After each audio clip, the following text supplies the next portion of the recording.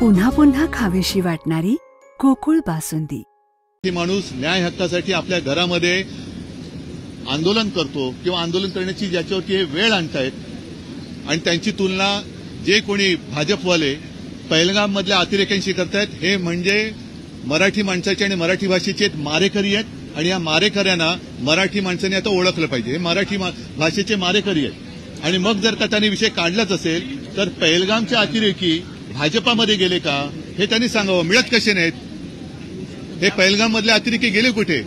ज्याने आमच्यावरती आरोप केला त्यांच्या घरामध्ये राहतात का? गेले कुठे? लाज वाटली पाहिजे की एक तर तुम्ही हिंदूंनाही वाचवू शकत नाही आणि मराठी माणसांवरती अन्याय करणाऱ्यांची तुम्ही बाजू घेता। हे असे कर्मदरिद्री लोक आपल्या महाराष्ट्रामध्ये दुर्दैवाने राज्यकर्ते आहेत, याची लाज वाटते। मराठी विजयोत्सवात जी भाषणं झाली त्याला रडगाणं रुदाली असं म्हटलं। नाही, मी त्यांची मानसिकता समजू शकतो, कारण मूळ भाजप हा मेलेला आहे, त्याचाच खून या लोकांनी केलाय आणि त्यांचं जे काय रुदाली चालू आहे, रुदाली हा सुद्धा हिंदी शब्द आहे, त्याच्यामुळे ते जे काय ऊर बडवायला त्यांनी बाहेरच्या पक्षातले, अगदी आमच्या पक्षातले सुद्धा ऊर बडवे घेतलेत, काँग्रेसचे ऊर बडवे घेतलेत, राष्ट्रवादीतले सगळे देशभर इतर पक्षातले ऊर बडवे घेतलेत, कारण भाजपा मेलाय। मूळ जो भाजपा होता, ज्याची शिवसेनेबरोबर युती होती, तो भाजपा या लोकांनी मारून टाकला आणि त्याचं दुःख व्यक्त करताना जे ऊर बडवतात ते ऊर बडवायला सुद्धा त्यांची ओरिजिनल माणसं नाहीयेत, त्यांना ती माणसं सुद्धा इतर पक्षातून घ्यावं लागतात। त्याच्यामुळे फडणवीसांची प्रतिक्रिया मी समजू शकतो, पण मराठी माणसाच्या आनंद क्षणाला ज्यांना रुदाली वाटत असेल, हे अत्यंत विकृत आणि हिंटस वृत्तीचे माणसं आहेत।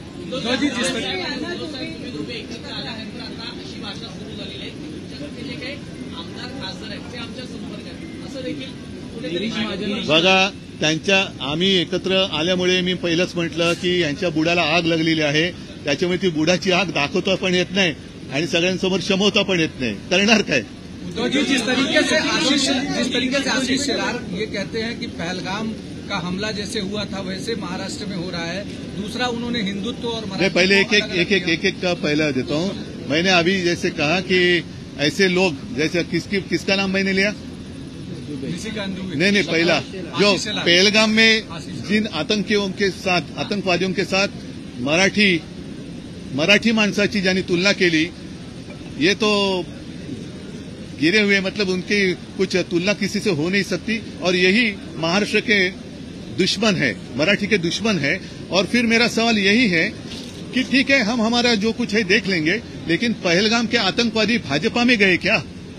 कहाँ गए? वो मिल कैसे नहीं रहे? तो शायद यही हो सकता है कि कोई कुछ भी करे और भाजपा में आता है तो वॉशिंग पाउडर भाजपा पाकिस्तान तो हाँ, और अभी नहीं इतना ही नहीं, लेकिन वो उनको शर्म भी नहीं आती।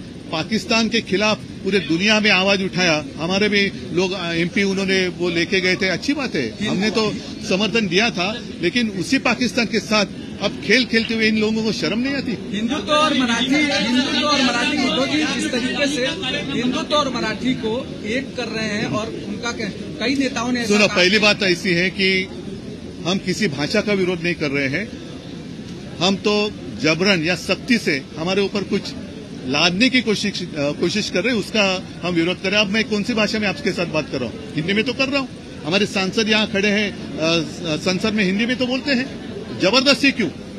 और अगर जबरदस्ती करनी है तो जो उत्तर के राज्य है, चाहे उत्तर प्रदेश है, हमारी कोई दुश्मनी नहीं है, लेकिन वहां तीसरी भाषा कौन सी होगी? विजय संकल्प सभा को फडणवीस रुदाली का कार्यक्रम, फिर उन्होंने जो जमावड़ा किया है वो नहीं, उन्होंने वो छोड़ दो, उन्होंने जो जमावड़ा किया है सब गुनेगार और जो भ्रष्ट लोगों को इकट्ठा किया है, साथ लिया है, वो किसको देखकर किया है? उद्धव जी छत्रपती संभाजी विधानसभा विरोधी पक्ष नेत्याची अजून घोषणा झालेली नाही, तुम्ही आम्ही विषय तो लावून धरतो आहोत, विषय लावून धरतो, लवकरच तुम्हाला दिसेल। विजय संकल्प सभा को फडणवीस रुदाली का कार्यक्रम कहते हैं। मैंने अभी कहा कि उनकी मानसिकता को समझना चाहिए। बीजेपी की हत्या जिन लोगों ने की, यही लोग जो है जिन्होंने सत्ता के लिए बीजेपी की हत्या की, अब रुदाली के लिए उनके पास असल जो ओरिजिनल बीजेपी वाले थे वो भी नहीं रहे, तो सारे अन्य पार्टियों से लेकर वो रुदाली कर रहे हैं। तो उनकी मानसिकता को समझना चाहिए, वो रुदाली वही कर रहे हैं क्योंकि भाजपा खत्म हो गया, भाजपा मर गया। तो रुदाली कर रहे। भाजपा तो मर गया। अटल जी और आडवाणी जी का जो भाजपा था वो मर गया है और उसकी हत्या इन लोगों ने, जो सत्ता पिपासु है, उन लोगों ने की है। उद्धव जी छत्रपति संभाजी महाराज के बारे में एक विधायक ने अपशब्द कहे हैं। बघा, या गोष्टी जिथल्या तिथे यांना ठोकलं पाहिजे। जर छत्रपती संभाजी महाराजांबद्दल, शिवाजी महाराजांबद्दल कोण बोलत असेल तर तो कोण असेल तो असेल त्याला ठोकलं पाहिजे। ठीक आहे, ठीक आहे, चल, जय महाराज। फ्रीजमधून श्रीखंड काढ ना। आम्ही पूर्वी घरीच बनवायचो श्रीखंड, त्याची चवच वेगळी होती। आता काय सगळं रेडीमेड। आजी, हे श्रीखंड खाऊन बघ। आज तुझ्या आईनं घरीच बनवलं की काय? हे आहे गोकुळचं श्रीखंड। अगदी जिभेवर रेंगाळणार। जिभेवरच नाही तर मनावरही रेंगाळणार। गोकुळ श्रीखंड, मनावर रेंगाळणार। ताज्या बातम्यांसाठी आरके न्यूजच्या YouTube चॅनेलला सबस्क्राईब करा आणि बेल आयकॉन प्रेस करा।